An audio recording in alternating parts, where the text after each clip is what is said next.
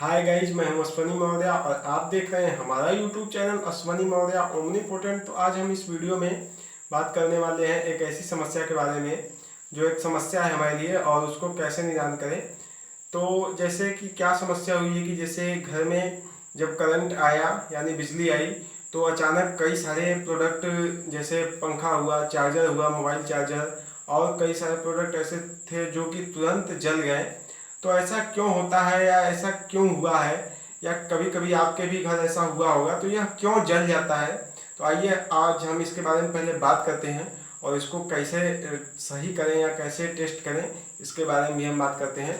तो अगर आपके घर में कोई भी प्रोडक्ट लाइन की वजह से या फिर इन्वर्टर की वजह से भी ऐसा होता है कि जैसे हमारा इन्वर्टर ठीक ठाक चलता रहता है और कुछ दिनों के बाद जैसे कभी या फिर अचानक से कोई दिक्कत आता है, कोई हमारा प्रोडक्ट जला देता है, कोई हमारा प्रोडक्ट ख़राब कर देता है, मोबाइल चार्जर हुआ, जैसे हमने कई सामान प्रेस व्रेस हुआ, बहुत सा ऐसा सामान है जो कि हम इन्वर्टर से भी यूज करते हैं। तो इसको इन्वर्टर जो है कि लगाने पे ही तुरंत उड़ा देता है। तो ऐसा क्यों होता है? ऐसा होता है ओवर वोल्टेज की वजह से। जैसे 220 वोल्ट से 240 वोल्ट का हम लोगों के सामानों की, मतलब जो हम लोग सामान यूज करते हैं नॉर्मल, उसकी कैटेगरी होती है। उससे ज़्यादा वोल्टेज होता है, जैसे 250 से लगा के 300 वोल्ट हो जाता है, 350 वोल्ट। जब अधिक बिजली आती है तो हमारा प्रोडक्ट ब्लास्ट कर जाता है या जो है कि जल जाता है, भ्रष्ट हो जाता है, कई प्रकार की दिक्कत आती है।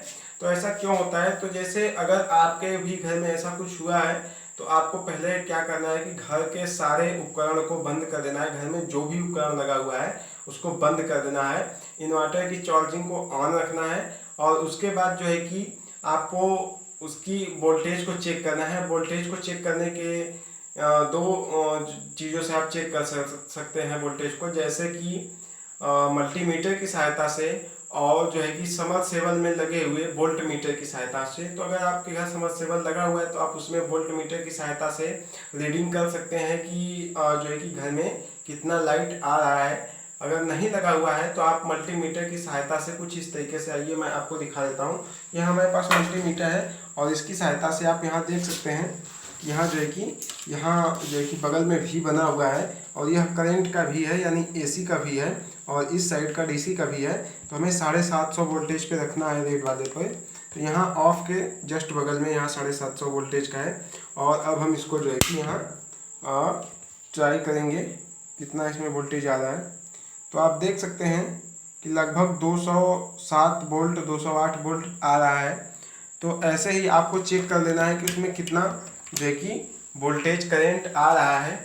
अगर 220 से 240 के अंदर है तो ठीक है, नहीं तो 240 से और जो है कि 300, 350, 250 के अगर ऊपर वोल्टेज है ज़्यादा अधिक, तो आप अपने घर का चेंज ओवर स्विच या फिर जो है कि मेन स्विच को बंद कर दें। अगर ऐसी समस्या करंट के साथ होती है तो यानी लाइट होने पे ऐसी समस्या होती है, ओवर वोल्टेज बताता है, तो आप अपने घर के मेन लाइन को कट कर दीजिए। इसमें क्या होता है कि जैसे खंभे से या ट्रांसफार्मर में शॉर्टिंग की वजह से अधिक वोल्टेज आना शुरू हो जाता है और उस स्थिति में हमारे कई सारे सामान जल जाते हैं।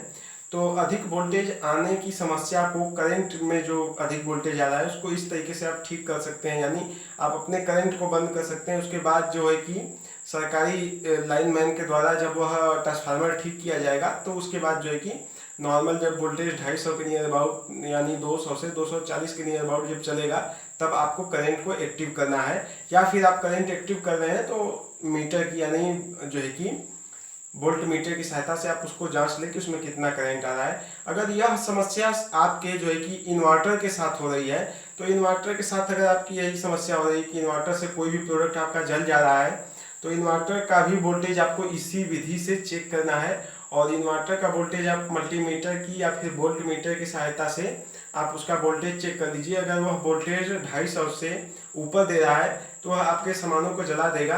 तो इसमें क्या होता है कि उस समय जैसे इन्वर्टर का हमारा जो है प्लेट का किट जो होता है वो खराब हो जाता है और उसमें एक ऐसा किट लगा होता है जो कि वोल्टेज मेंटेन करता है और वह जब मेंटेन नहीं करता है तो अधिक वोल्टेज आने की वजह से हमारा जो है कि कोई भी उपकरण जला देता है।